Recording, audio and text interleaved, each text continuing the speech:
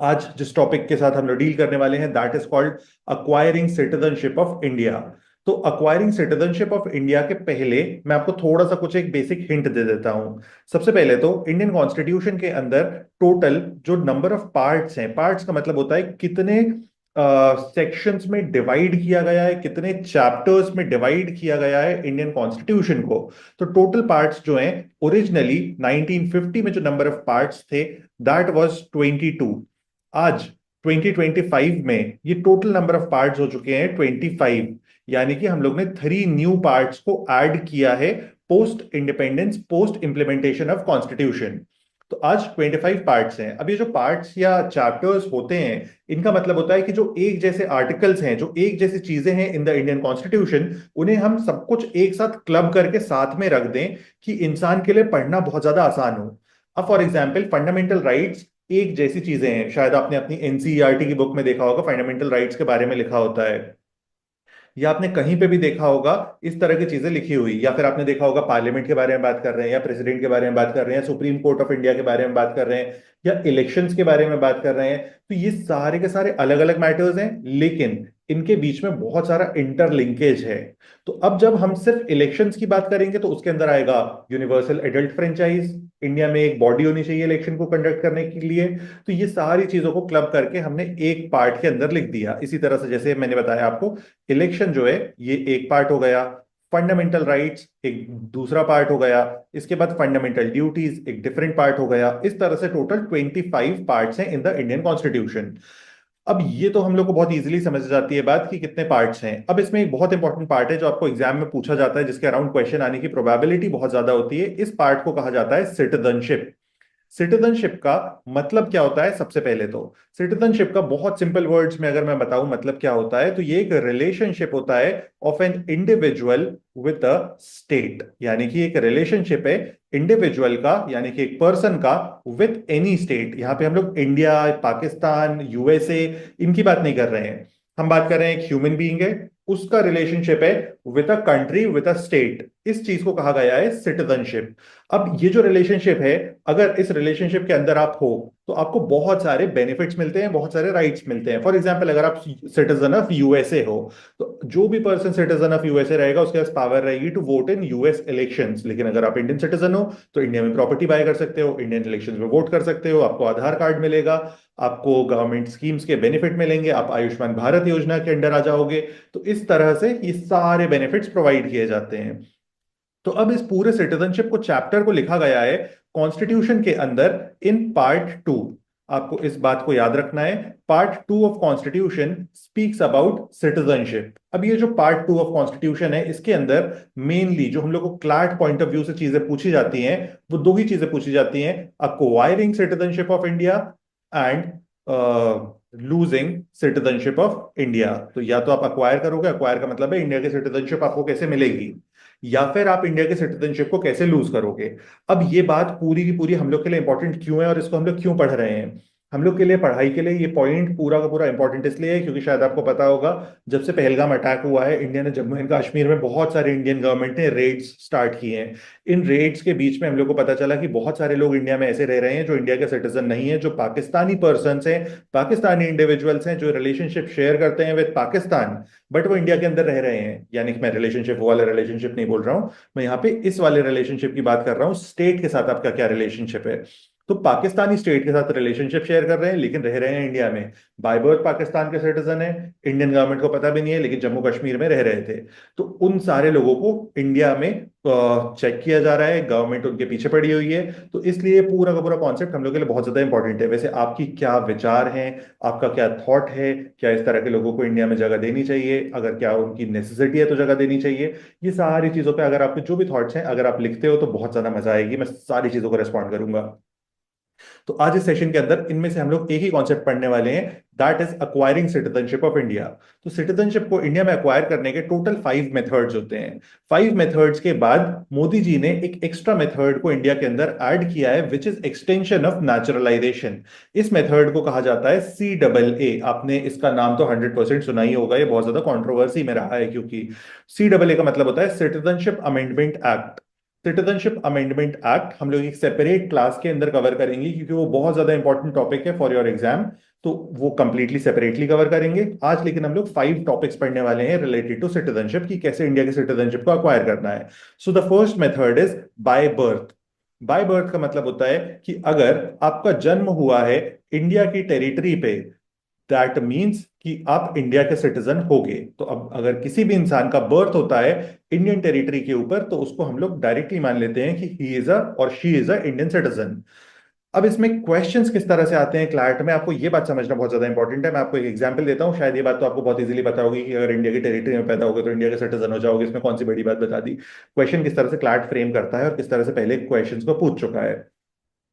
Client यहाँ पे क्या बताएगा कि किसी भी पर्सन का इंडियन टेरिटरी में बर्थ होता है तो वो इंडिया का सिटीजन हो जाता है। लेकिन मान लो एक पर्सन है ए और इसकी वाइफ है बी।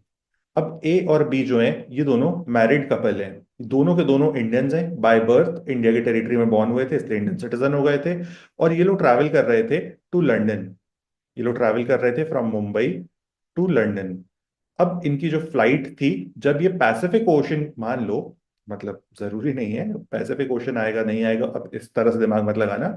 मान लो पैसिफिक ओशन के ऊपर से इनकी फ्लाइट उड़ रही थी और एक ऐसी सिचुएशन आई कि जो वाइफ है बी, वो प्रेग्नेंट थी और उसको प्लेन में ही कंसीव करना पड़ता है। तो जब उसका बच्चा प्लेन में होगा, उसने प्लेन में कंसीव किया, तो इस बच्चे को किस जगह की सिटीजनशिप मिलेगी। अब प्लेन पैसिफिक ओशन के ऊपर था और उसके बाद प्लेन लैंड किया in London which is Britain. Britain में प्लेन लैंड कर गया और इस बच्चे ने फर्स्ट फुटस्टेप जब जमीन पर रखा तो वो लंदन की जमीन थी। मतलब बच्चे ने ऑब्वियसली नहीं रखा फुटस्टेप, बच्चा माँ के हाथ में था। और बच्चा जब पहली बार पहुंचा किसी जगह पे, किसी टेरिटरी पे, किसी लैंड पे, तो वो लंदन था। अब मैं थोड़ा सा और इस एग्जाम्पल को इलेबोरेट कर दे रहा हूं। मान लो फिर से ए एंड बी है। अब तुम बोलोगे कि प्लेन में ऐसा कैसे हो सकता है। मान लो ए एंड बी है, ये रियल टाइम पे कैसे होता था और प्रॉब्लम कहाँ से अराइज हुई। अब मान लो ए जो था कोई बहुत बड़ा ऑफिसर था ब्रिटिश गवर्नमेंट का इन 1850। 1850 में अब ब्रिटेन का रूल था इंडिया के ऊपर। अब ये लोग ट्रैवल कर रहे थे, इनको लंदन से आना था कोलकाता। उस वक्त पे कैलकाटा कहते थे, लेकिन इनको आना था कोलकाता। तो अब ये जो पूरी जर्नी थी ये 6 मंथ्स की होती है। अब मान लो, इमेजिन कर लो बी प्रेग्नेंट है, तो अब ऐसा हो सकता है ना कि अब इसको यहाँ पे इंडियन ओशन में बच्चा हो जाए। ठीक है, नंबर वन।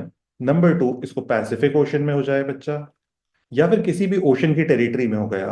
तो अब इस बच्चे को सिटीजनशिप कहाँ की मिलेगी। ये दोनों ब्रिटिश हैं, तो क्या इनको इंडिया की सिटीजनशिप मिलेगी या फिर इनको सिटीजनशिप मिलनी चाहिए ऑफ ब्रिटेन। 1850 में तो ब्रिटेन की टेरिटरी थी, इसलिए ब्रिटेन की ही सिटीजनशिप रहेगी। लेकिन मैं एक ऐसी सिचुएशन बोल रहा हूं कि मान लो आज के रूल्स अप्लाई हो रहे हैं, 2025 में ये चीज हो रही है कि 6 महीने का ट्रैवलिंग पीरियड है। तो अब इसको सिटीजनशिप कहाँ की मिलेगी। ये क्वेश्चन बहुत बार क्लैट में पूछा गया है। इसका आंसर मैं आपको बहुत ही सिंपली बता देता हूं, जो आपको बहुत अच्छे से याद रखना है। आप इस तरह से याद रखना, यहाँ पे क्वेश्चन में हमेशा मेंशन किया जाएगा प्लेन या शिप किस कंट्री में रजिस्टर्ड है।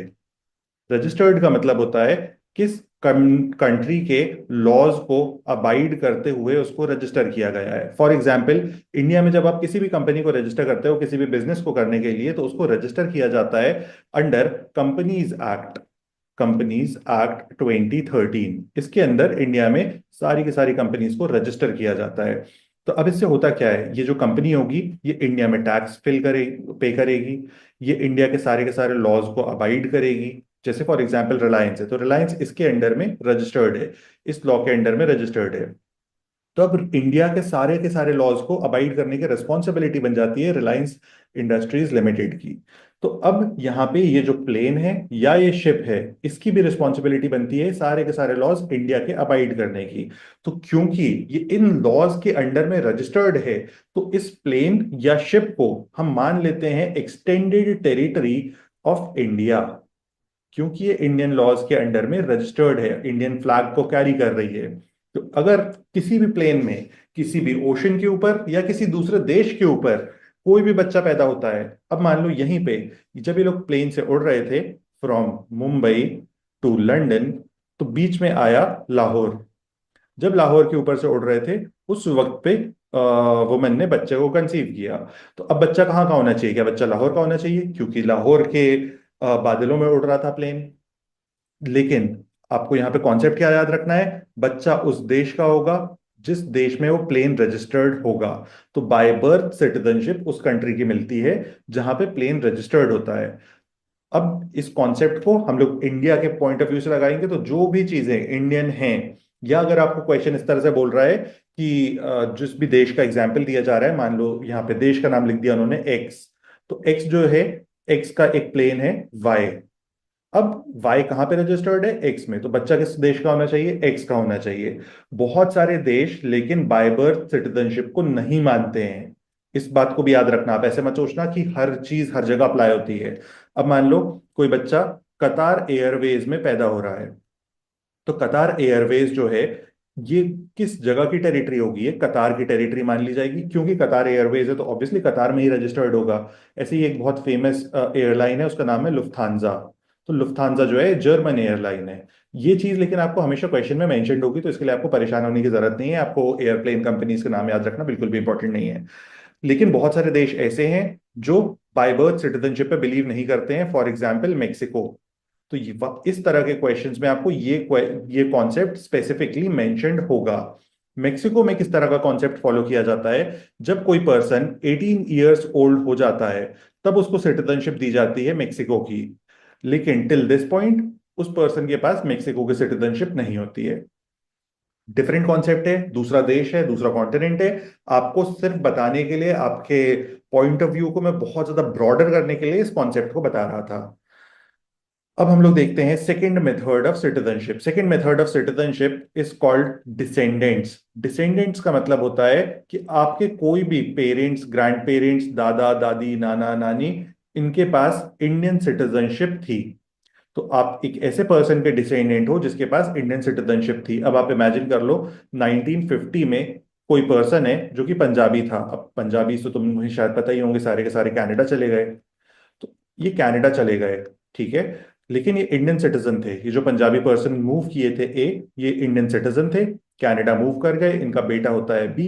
तो अब बी को अगर सिटीजनशिप ऑफ इंडिया चाहिए तो ये ले सकता है, क्योंकि बी का बर्थ जो हुआ है वो कनाडा में हुआ है। तो ये डिसेंडेंट्स के बेसिस पे इंडिया के सिटीजनशिप ले सकता है।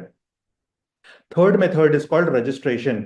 रजिस्ट्रेशन का मतलब होता है आप एक particular period of time India में अगर आप बिता लेते हो तो आपको इंडिया के सिटीजनशिप लेना अलाउड हो जाता है। अब इसमें बहुत सारे और भी कॉन्सेप्ट्स लगते हैं, लेकिन ये सारे के कॉन्सेप्ट्स जो हैं ये आपको पैसेज में लिखे होंगे जब आप क्वेश्चन को सॉल्व करोगे।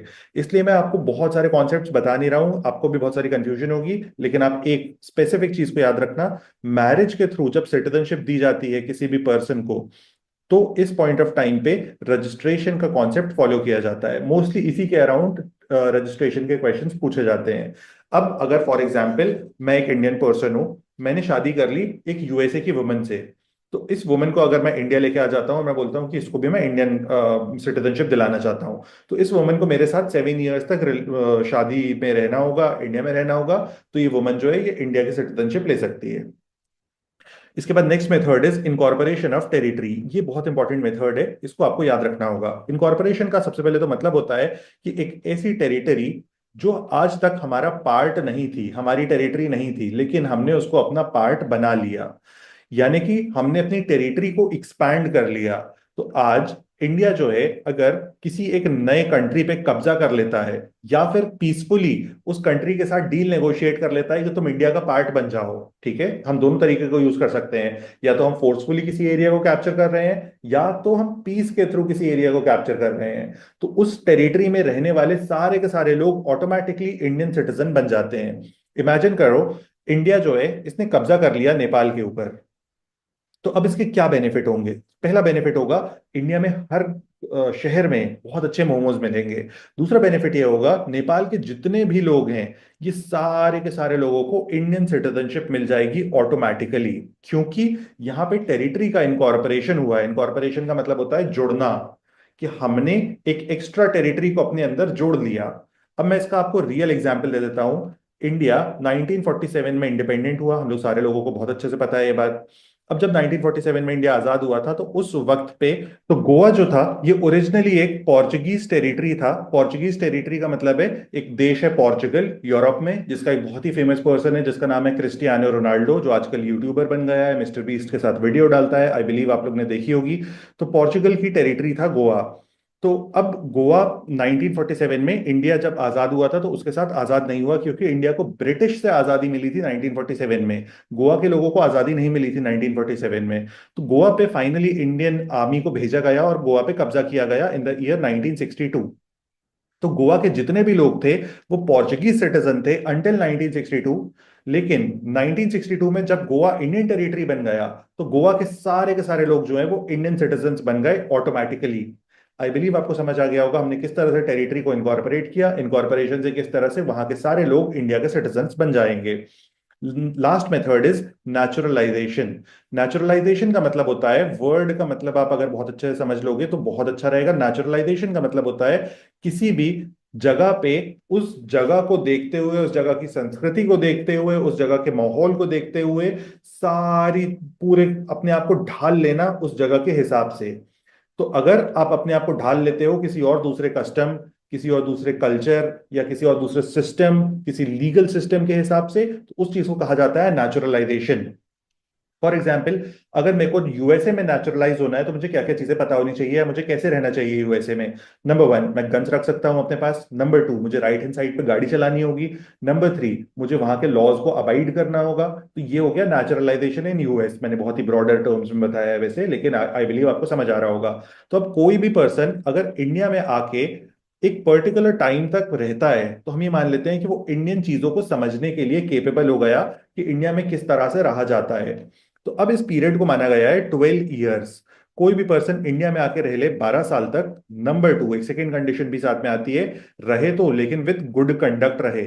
मोस्टली लोग इस चीज को भूल जाते हैं, गुड कंडक्ट को। गुड कंडक्ट का मतलब होता है इंडिया में वो एक स्पाई बन के ना आया हो, वो स्लीपर सेल ना हो, वो कोई इलीगल एक्टिविटी करने ना आया हो, उसका गुड कंडक्ट हो। गुड कंडक्ट का मतलब है अच्छा व्यवहार हो।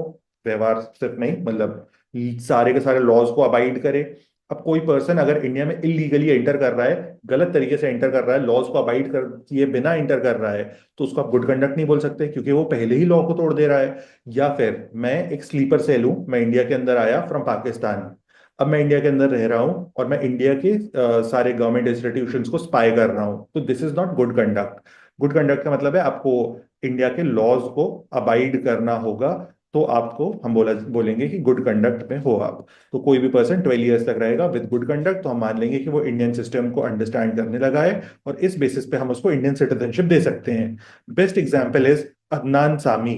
आई बिलीव आपने इस सिंगर का नाम 110% सुना होगा, थोड़ी सी तो लिफ्ट करा दे।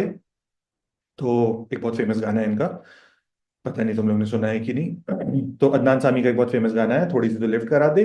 लेकिन इस पर्सन को भी इसी तरह से सिटीजनशिप मिली थी कि ये इंडिया के अंदर आए थे, 12 ईयर्स तक रहे थे, उसके बाद इन्होंने बहुत अच्छे अच्छे गाने गाए, तो which is a good conduct गाना गाना। तो उस बेसिस पे इनको इंडिया की सिटीजनशिप मिली। CAA का मतलब होता है citizenship amendment act. Citizenship amendment act को 2019 में इंडिया के अंदर लाया गया था। इन 2019 में लाने के बाद फाइनली इस एक्ट को पास किया गया, इस एक्ट को इम्प्लीमेंट किया गया, इन इफेक्ट आया ये एक्ट इन मार्च 2024। यहाँ पे मैंने दोनों डेट्स को मेंशन कर दिया है आपके लिए कि कब ये एक्ट बनाया गया। तो अगर आपको पूछा जाता है CAA किस ईयर में आया, तो आपको आंसर मार्क करना होगा 2019। किस डेट में इनटू इफेक्ट आया विच मींस इंप्लीमेंट हुआ, तो 2024, 11 मार्च 2024 को इंप्लीमेंट हुआ है। अब अगली बात आ जाती है कि ये टॉपिक जब इतना ज्यादा पुराना है तो ये हमको अपना हमारे एग्जाम में कैसे पूछा जा सकता है। तो आई बिलीव आपको याद होगा क्लैट 2025 के अंदर हम लोग को Jammu Kashmir reorganisation act abrogation of article 370 से रिलेटेड क्वेश्चन भी आए थे। तो यहाँ पे हम लोग इस चीज को 100% एंटिसिपेट कर सकते हैं कि इस तरह का एक क्वेश्चन आ सकता है। एडिशनली ये बहुत ज्यादा इंपॉर्टेंट टॉपिक है। ये topic legal reasoning plus GK दोनों के लिए ही बहुत ज्यादा इंपॉर्टेंट है। तो अब इसके साथ स्टार्ट करते हैं कि इसमें सारे क्या क्या क्वेश्चंस हम लोग को पूछे जा सकते हैं, वो सारी चीजों को हम लोग बहुत अच्छे से थ्रू एंड थ्रू डिस्कस कर लेंगे। आई बिलीव ये दोनों डेट्स आपको बहुत अच्छे से समझ आ रही होंगी। इसके अंदर जाने के पहले इसको हम लोग पूरा पढ़ें उसके पहले मैं आपको एक चीज बताना चाहता हूं कि आपको हम लोग का टेलीग्राम चैनल ज्वाइन कर लेना चाहिए। उस पर मैंने CAA के नोट्स डाल दिए हैं। CAA के सारे नोट्स, माइंड मैप, दोनों चीजों को जाके वहां से डाउनलोड कर लो। तुम्हारे लिए लाइफ बहुत ज्यादा सॉर्ट हो जाएगी। तो अब हम लोग आ जाते हैं कि क्या हुआ, क्यों लाया गया इस एक्ट को, क्या सारा रीजन है इस एक्ट को लाने का। तो सबसे पहले हम लोग कवर कर लेते हैं रीजन को। देखो, कोई भी चीज अगर गवर्नमेंट करती है कभी भी, तो तुमको याद रखना है कि गवर्नमेंट ने या किसी भी इंस्टीट्यूशन ने किसी ना किसी तरह की प्रॉब्लम को फेस किया होगा। उस प्रॉब्लम को सॉल्व करने के लिए उन्होंने कुछ ना कुछ एक सल्यूशन दिया होगा। अब ये जो सल्यूशन है ये रहता है in the form of act, जब गवर्नमेंट इस चीज को सॉल्व करती है, या फिर कोई पॉलिसी स्लैश कोई स्कीम, इस तरह से गवर्नमेंट प्रॉब्लम्स को सॉल्व करती है। अब फॉर एग्जांपल हम लोग देखते हैं इंडिया में हेल्थ केयर एक बहुत बड़ी प्रॉब्लम है। हेल्थ केयर की प्रॉब्लम को सॉल्व करने के लिए मोदी जी ने, प्राइम मिनिस्टर ऑफ इंडिया ने, एक डिसीजन लिया कि हमें आयुष्मान कार्ड को इंट्रोड्यूस करना चाहिए। अब इसके बाद हम लोग जैसे बहुत सारे एग्जाम्स देखते हैं जिनमें चीटिंग होती है।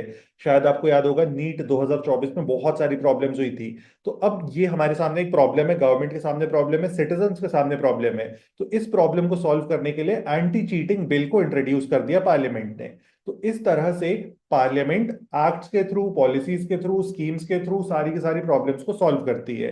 अब इसका कोई ना कोई रीजन दिया जाता है कि इस तरह के, इसके और भी बहुत सारे सोल्यूशंस हो सकते हैं इस प्रॉब्लम के, लेकिन हम इसी एक पर्टिकुलर टाइप के सोल्यूशन को क्यों चूज कर रहे हैं। तो ये होती है उसकी रीजनिंग। अब इंडिया में अगर हेल्थ केयर खराब है तो उसको दो तरीके से सॉल्व किया जा सकता है। या तो आप आयुष्मान कार्ड दे दो जिससे कोई भी पर्सन 5 लाख का हेल्थ इंश्योरेंस ले सकता है। ये हो गया तरीका वन ऑफ सॉल्विंग।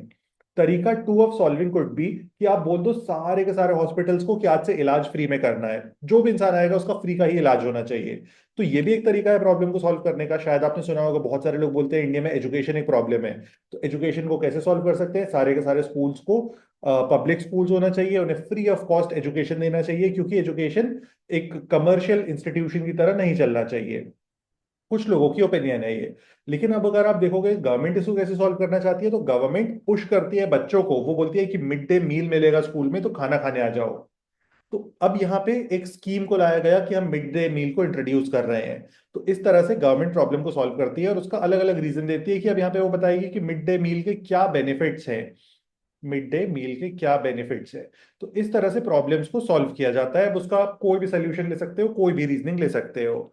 तो आपको इस बात को याद रखना है क्योंकि हमेशा इसी तरह से किया जाएगा। आप जब तक क्लैट के लिए पढ़ोगे, जब भी आप लॉ स्कूल जाके पढ़ोगे, तो भी आपको यही सारी चीजें इसी तरह से पढ़नी होंगी। तो अब यहाँ पे CAA को लाने के लिए हम लोग ने प्रॉब्लम क्या देखी।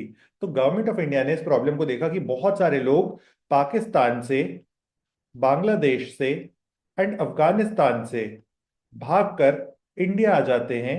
और इन सारे के सारे लोगों का बोलना है ये लोग भाग के यहाँ से बहुत सारे लोग इंडिया के अंदर आ गए।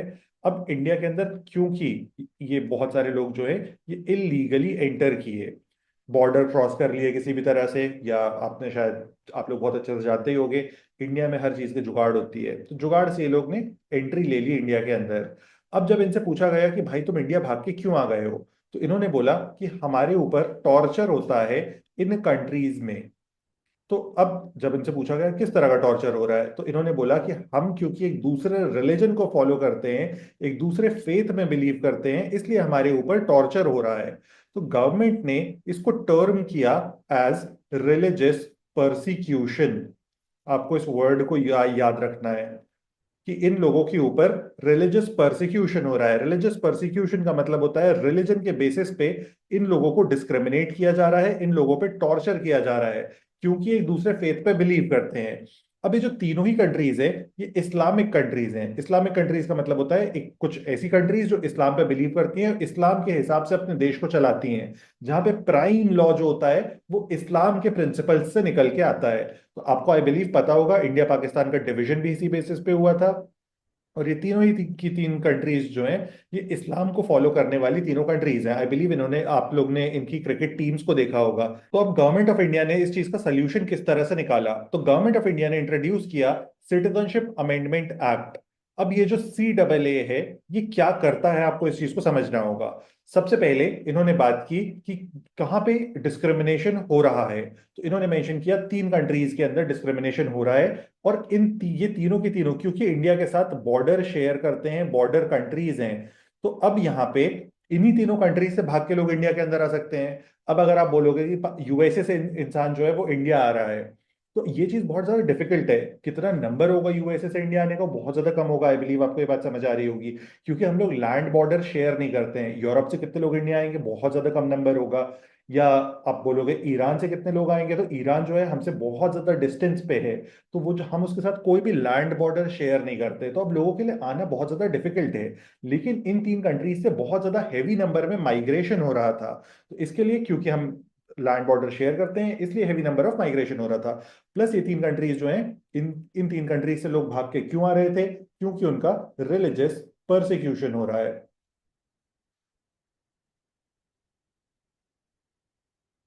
अब यहाँ पे हम लोग ने एक नेक्स्ट चीज को बोला कि रिलीजियस परसिक्यूशन जब हो रहा है, तो हमको कुछ रिलीजन्स को आइडेंटिफाई करना होगा। तो यहाँ पे 6 रिलीजन्स को आइडेंटिफाई किया गया और बोला गया कि इन रिलीजन को जो भी लोग फॉलो करते हैं, वो भाग के या किसी भी तरह से इंडिया आ सकते हैं, और हम उनको इंडिया का सिटीजन मानेंगे। ठीक है, CAA आपको इंडिया की सिटीजनशिप को देता है, किसी भी तरह की सिटीजनशिप को लेता नहीं है। तो जो CAA है वो एक सिटीजनशिप या नागरिकता देने का कानून है, नागरिकता लेने का कानून नहीं है। तो अब यहाँ पे इन 6 रिलीजन्स के बारे में बात की गई: Hinduism, Sikhism, Buddhism, Jainism, Parsi and Christianity.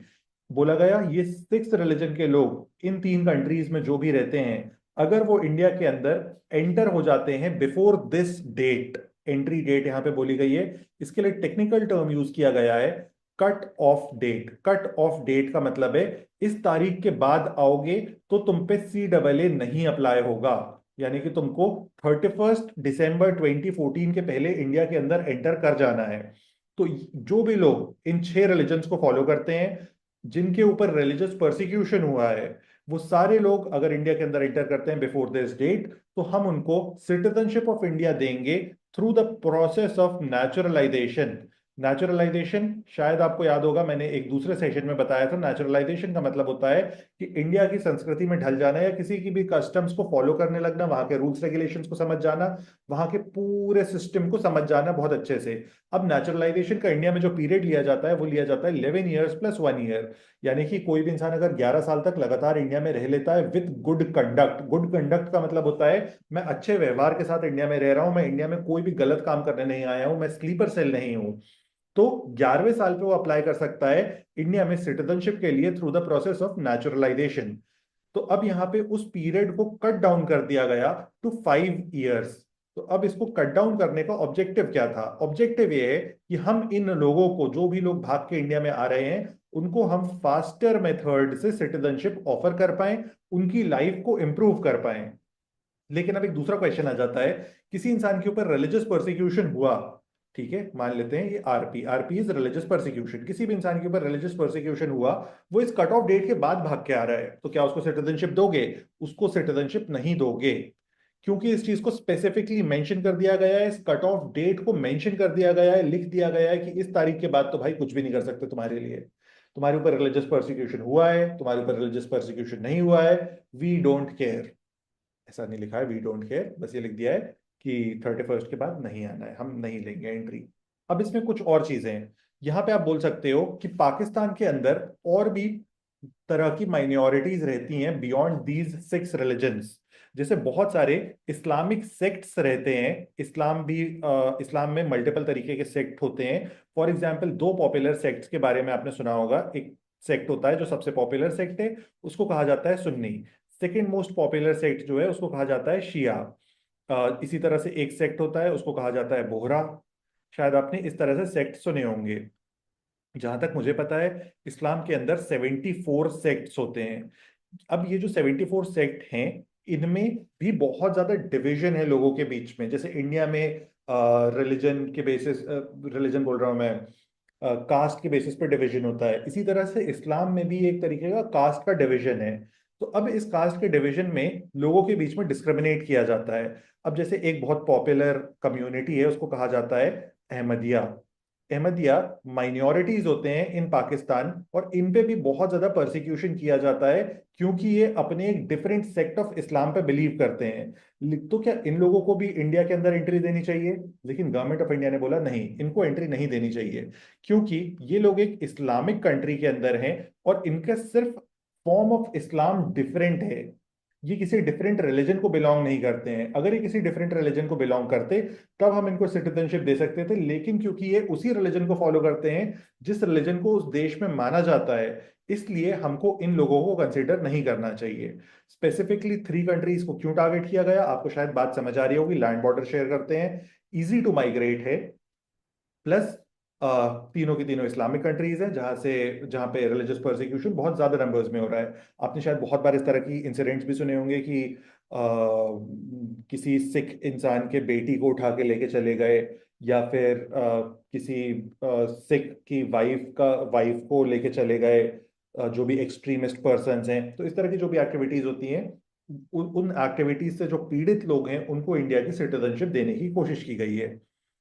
अब इसके बाद अदर कंट्रीज में क्यों नहीं मिला, आपको शायद समझ आ रहा होगा, और किसी भी अदर कंट्री को हम लोग यहाँ पे कंसिडर नहीं कर रहे हैं। अब फॉर एग्जांपल रिलीजियस परसिक्यूशन हुआ इन श्रीलंका, तो क्या हम इस पर्सन को देंगे सिटीजनशिप थ्रू CAA? नहीं देंगे, इनको नॉर्मल प्रोसेस ही फॉलो करना होगा ऑफ सिटीजनशिप। एडिशनली आप डाउनलोड कर सकते हो माइंड मैप। अगर आप डाउनलोड कर लोगे तो आपके लिए रिवाइज करना बहुत ज़्यादा ईजियर होगा। आपको इस टॉपिक से रिलेटेड कोई भी किसी भी तरीके का डाउट है तो आप पूछ सकते हो in the comments, and next session में मिलते हैं। तब तक के लिए tata bye bye, see you.